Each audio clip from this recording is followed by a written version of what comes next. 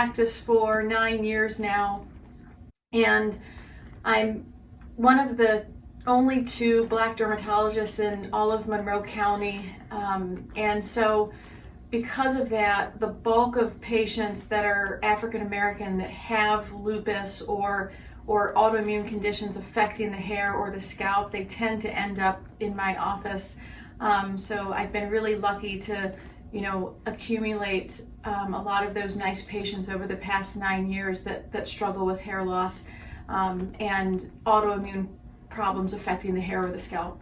When I see a patient with lupus that is attacking the hair or the scalp, one of the first things that we do is provide a topical steroid. They're usually fairly potent topical steroids, and they come in a variety of vehicles. Sometimes they're liquids, sometimes they're oils, sometimes they're ointments.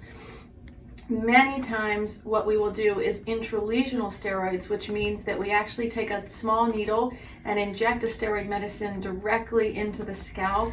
That's a very good treatment for getting lupus on the scalp calmed down to preserve the hair. Many times patients end up having to take a medicine called an anti-malarial, which are these group of drugs that were initially used to treat malaria, but they actually have pretty profound anti-inflammatory effects. So things like hydroxychloroquine is a medication that's commonly used. Now sometimes patients need more intense medications to control their lupus, things like prednisone or mycophenolate mofetil. Those are some of the other medications that we use for more severe lupus. When you see a dermatologist, you want to make sure, first of all, that your hair is in a style where the entire scalp can be viewed. So it's really not helpful to see a dermatologist if you have your hair even in a protective style, like cornrows or braids or something like that, because it's difficult for us to get a sense of the whole architecture of the scalp. Ideally, the hair should be, loose and out for us to view.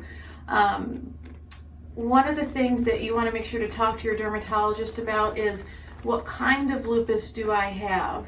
Do I have just skin lupus that's just affecting the scalp, or do I have systemic lupus, which could be associated with internal organ issues? So you want to make sure to ask the question, do I have cutaneous lupus or just skin lupus, or do I have systemic lupus? That's one of the main questions.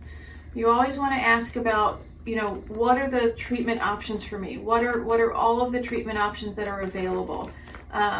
Even if a dermatologist recommends one course of action, it's a reasonable thing to ask, is there any other thing that we could try? Is there anything else on the table? Always ask about the side effects of medications and whether or not a medicine that you're being given has interactions with your other medicines. Anyone that's experiencing severe itching on the scalp should really consult a board-certified dermatologist to look into what's going on with the scalp. Normal, mild itching here and there is okay, but if someone is experiencing severe itching on the scalp, that's something that really should be investigated by a dermatologist. Certainly anyone that notices a discoloration of the scalp, that hyper or hypopigmentation, should be seen by a board-certified dermatologist. Anyone that has any blisters on the scalp should come in right away. And then that generalized thinning that we talked about, anyone that's experiencing overall really kind of dramatic thinning or shedding of the hair, that should trigger them to come see a dermatologist. There are several different ways in which lupus can affect the hair and the scalp of patients with black skin. One of the more common presentations of lupus on the scalp that I see in patients with black skin is something called discoid lupus, where patients basically get these scar-like plaques on their scalp that can lead to areas of hyper or hypopigmentation, meaning you get a round area where there's no hair growing and the skin on the scalp is either much, much lighter or much, much darker than its normal color. Sometimes you'll actually see hyper and hypopigmentation combined. So you'll see those scarred areas with areas that are much lighter and areas that are much darker than their normal color. Sometimes patients get a condition called bullous lupus where they actually get small blisters on the scalp. I've seen that several times in African American patients. And then other times patients get something called non-scarring alopecia, which is more of a diffuse all over thinning of the hair, not that it comes out in chunks or forms scars that are round, but the hair just kind of generally looks thinner than it should be, almost like it takes on the characteristics of a baby scalp.